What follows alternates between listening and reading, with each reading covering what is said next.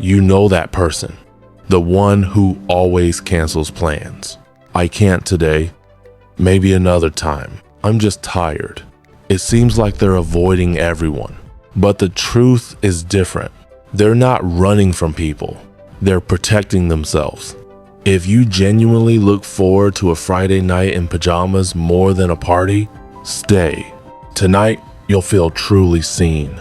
Because we're talking about the psychology of people who love staying home. The ones society calls boring.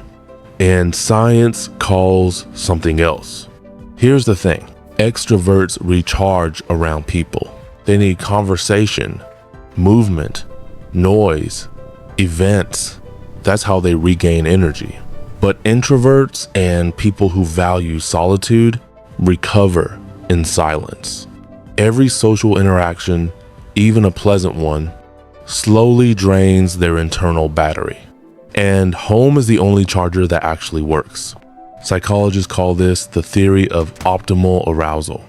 Some people need more stimulation to feel alive. Others need less. This isn't laziness, and it isn't fear. It's simply how the nervous system is wired. But it's not only about introversion.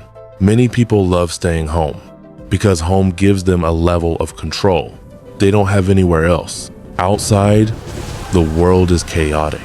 Loud strangers, sudden changes of plans, empty conversations with people who don't really care about your answer. At home, you decide everything. The light, the sound, the pace, the mood.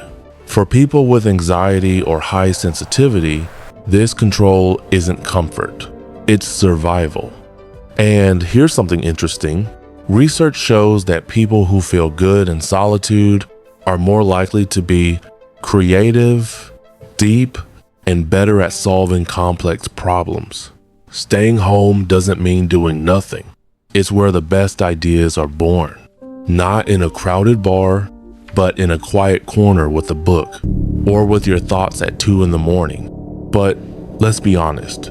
Society romanticizes being everywhere. Parties, travel, live life to the fullest.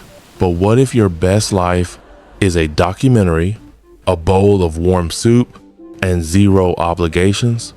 That's not sadness. That's self-awareness. Still, there's another side, and it can't be ignored. Some people stay home because of social anxiety, trauma, or depression that quietly whispers, what's the point of going out at all? For them, home becomes both a refuge and a cage. That's why it's important to ask yourself honestly, do you stay home because it fills you up, or because going out feels too heavy? Because one is peace and the other is hiding. But if you truly love being at home, you're not missing out on anything. You're just living differently.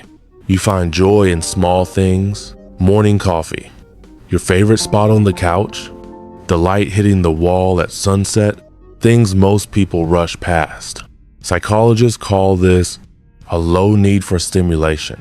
People like this don't need the world to entertain them. Their inner world is already rich enough.